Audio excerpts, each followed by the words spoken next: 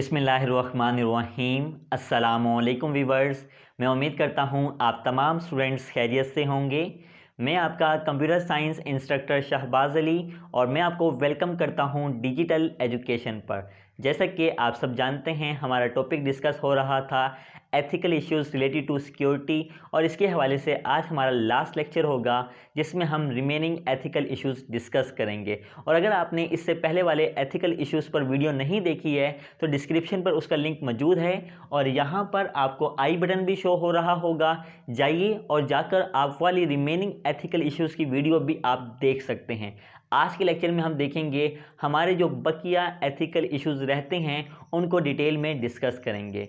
तो वीडियो को शुरू करने से कबल हमेशा की तरह आप तमाम व्यूअर्स से दरख्वास्त है कि अगर आप चैनल पर नए हैं और आपने अभी तक चैनल को सब्सक्राइब नहीं किया तो जल्दी से चैनल को सब्सक्राइब करें और बेल आइकन को प्रेस करें।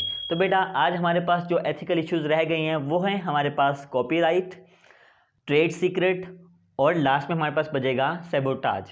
तो आइए वन बाय वन इसको डिटेल में डिस्कस करते हैं। तो सबसे पहले हम देख लेते हैं कि आपके पास कॉपीराइट लॉ क्या होता है। Copyright is different from the patent as copyright law says that some idea और product can not be copied, the right are reserved for copying. Usually if a product is copyright protected then we can see a symbol of the copyright like that. ये कहता है कि आपके पास जो copyright है वो आपके पास पेटेंट से थोड़ा सा मुख्तलिफ होता है। पेटेंट के अंदर हमने डिस्कस किया था कि आप अपने आइडिया को, अपने इन्वेंशंस को और अपनी डिस्कवरीज को प्रोटेक्ट कर सकते हैं पेटेंट की मदद से, जबकि कॉपीराइट लॉ के अंदर आप अपने आइडिया के साथ साथ अपनी प्रोडक्ट भी क्या कर सकते हैं, कॉपीराइट प्रोटेक्टेड कर सकते हैं। अब वो प्रोडक्ट आपके पास कोई भी हो सकती है, जैसा कि वो प्रोडक्ट आपके पास मूवी हो सकती है, पोइट्री हो सकती है, सॉन्ग हो सकता है, आपके पास सॉफ्टवेयर हो सकता है, हाउस आर्किटेक्चर हो सकते हैं, बुक हो सकती है, मैगजीन हो सकता है, न्यूज़पेपर हो सकती है। आप अपनी प्रोडक्ट को क्या कर सकते हैं, कॉपीराइट प्रोटेक्टेड कर सकते हैं। इससे क्या होगा कि अगर वो आपकी प्रोडक्ट है, अगर आप उसे कॉपीराइट प्रोटेक्ट करते हैं तो आपके पास कॉपी करने के हकूक़ और सिर्फ आपके पास होंगे, किसी और के पास वो हकूक़ नहीं होंगे और कोई भी आपकी प्रोडक्ट को कॉपी नहीं कर सकता। अगर वो ऐसा करता है तो आप क्या कर सकते हैं, उसके खिलाफ एक्शन ले सकते हैं, जिससे आप क्या हुआ, आपकी जो प्रोडक्ट की कॉपीज़ हैं वो होना रुक जाएगी। अमूमन जो भी प्रोडक्ट कॉपीराइट प्रोटेक्टेड होती हैं उन पर हम इस तरह का सिंबल देखते हैं। आपको ये सिंबल नज़र आ रहा है। ऐसी प्रोडक्ट जो कॉपीराइट प्रोटेक्टेड होती हैं उन पर ये सिंबल बना हुआ होता है। अगर आप गौर से देखेंगे तो आपको नज़र आ जाएगा, जिससे हमें पता लगता है कि ये एक ऐसी प्रोडक्ट है जिसको आप कॉपी नहीं कर सकते। जो कॉपी करना, अगर आप कॉपी करते हैं तो ये क्या है, एक इल्लीगल एक्टिविटी है। मिसाल के तौर पर आप एक बुक पढ़ें जो कि आपकी किताब है, ये भी क्या है, कॉपीराइट प्रोटेक्टेड है। कॉपीराइट प्रोटेक्टेड से मुराद ये है कि आप इसकी अब क्या करते हैं, फोटोकॉपी नहीं करवा सकते, ये एक इल्लीगल है। मिसाल के तौर पर आप एक बुक पढ़ रहे हैं और आप चाहते हैं कि आपका दोस्त भी ये बुक पढ़े और आप क्या करते हैं, उस बुक की फोटोकॉपी करवा के अपने दोस्त को भेजते हैं, तो ये इल्लीगल है। अगर वो बुक क्या है, कॉपीराइट प्रोटेक्टेड है, आप उसको कॉपी नहीं कर सकते। ऐसे ही सिमिलरली हमारे पास जो हमारी सॉफ्टवेयर की फील्ड होती है उसके अंदर भी ऐसा ही होता है।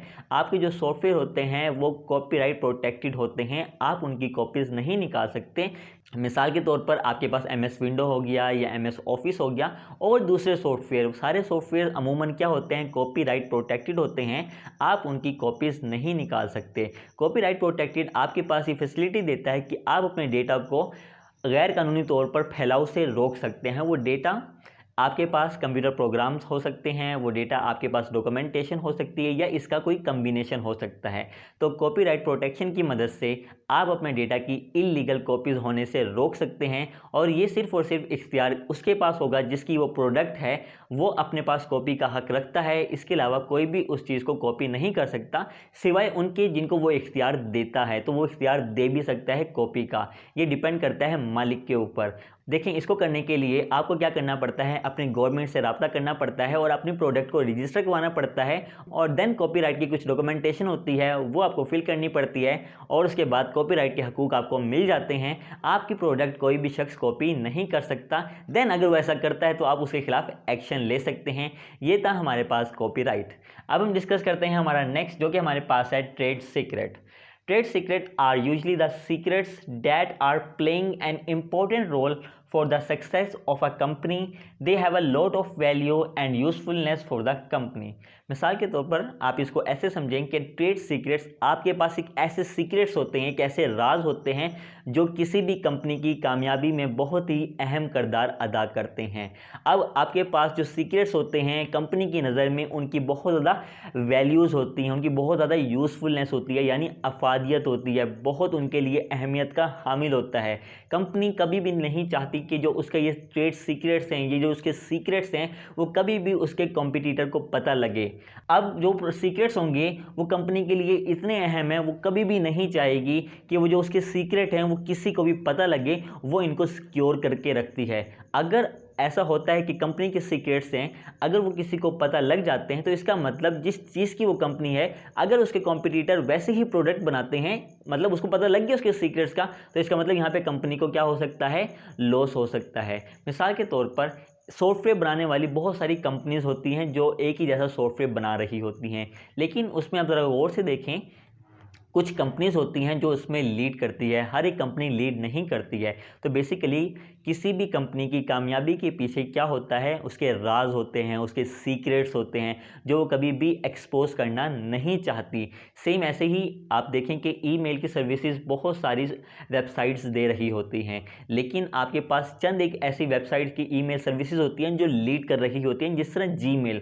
हमारे पास गूगल मेल सर्विस होती है जो कि हम बहुत ज़्यादा यूज़ करते हैं मेलिंग के लिए। इसके अलावा बहुत सारी सर्विसेज होती हैं, लेकिन क्या होता है, कुछ अपने सीक्रेट्स की वजह से जो कंपनी होती है वो लीड करती है। सेम यही काम हमारे सॉफ्टवेयर के अंदर होता है। तो कभी भी कंपनी नहीं चाहती जो उसके सीक्रेट्स हैं वो एक्सपोज हों, तो इसकी भी बहुत ज़्यादा अहमियत है एथिकल इश्यूज़ के अंदर। अब हमारे पास हमारा लास्ट टॉपिक है जो कि हमारे पास है सैबोटाज। आइए देखते हैं सैबोटाज क्या होता है। सैबोटाज बेसिकली आपके कंप्यूटर सिस्टम पर एक सीरियस अटैक होता है। मैलिशियस यूज़र यानी ऐसे यूज़र्स जो आपको नुकसान पहुंचाना चाहते हैं, वो किसी दूसरी लोकेशन पर बैठकर आप पर क्या करते हैं, अटैक करते हैं, यानी रिमोट लोकेशन पर बैठते हैं। वो आपके करीब नहीं बैठा हुआ है, वो किसी दूसरे मुल्क में भी हो सकता है, वो वहाँ से बैठकर आपके कंप्यूटर सिस्टम पर क्या करता है, अटैक करता है। अमूमन जब हम क्या करते हैं, अपने फ्री के सॉफ्टवेयर डाउनलोड करते हैं तो उसके साथ एक वायरस की फ़ाइल भी अटैच होती है, और जब कभी भी हम वो सॉफ्टवेयर इंस्टॉल करते हैं फ्री वाला, तो वायरस की फ़ाइल भी हमारे सिस्टम के अंदर इंस्टॉल हो जाती है।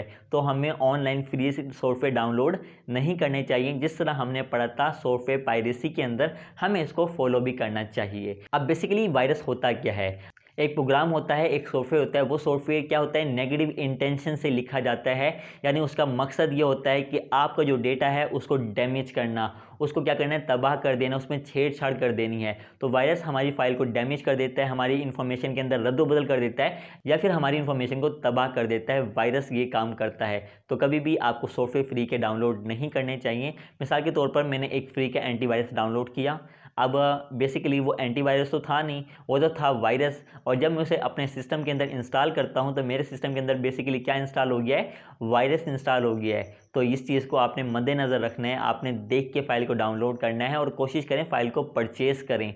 उसके साथ साथ अगर आप वो फ़ाइल को डाउनलोड करेंगे तो वो फ़ाइल आपके सिस्टम को डैमेज करेगी, आपके डेटा को नुकसान पहुंचाएगी, और इवन आपके डेटा को किसी दूसरी लोकेशन पर सेंड भी कर सकती है। तो ये होता है हमारे पास सैबोटाज। तो बेटा आज के लेक्चर के अंदर हमने वाइंड अप किया हमारे ethical issues related to data security, जिसमें आप देख सकते हैं कि हमने डिस्कस किया था सबसे पहले लेक्चर के अंदर कॉन्फिडेंशियलिटी एंड द प्राइवेसी। उसके बाद हमने डिस्कस किया था पायरेसी क्या होता है, और प्रीवियस लेक्चर के अंदर हमने देखा था फ्रॉड एंड मिसयूज़ को, देन पेटेंट को, और आज के लेक्चर के अंदर हमने कवर किया कॉपीराइट, ट्रेड सीक्रेट और सैबोटाज। तो हमारा जो एथिकल इश्यूज़ का टॉपिक था आज वो इख्तिताम हुआ। मैं उम्मीद करता हूँ कि मेरे ये लेक्चर्स जो सीरीज़ शुरू हुई है चैप्टर नंबर 4 की, ये भी आपको बहुत ज़्यादा पसंद आ रही होगी। अगर आपको सीरीज़ पसंद आ रही है तो वीडियो को लाइक करें, अपने तमाम फ्रेंड्स के साथ इसको शेयर करें। मुझे अपनी दुआओं में याद रखिएगा। मेरी अगली वीडियो तक के लिए अल्लाह हाफिज़, टेक केयर।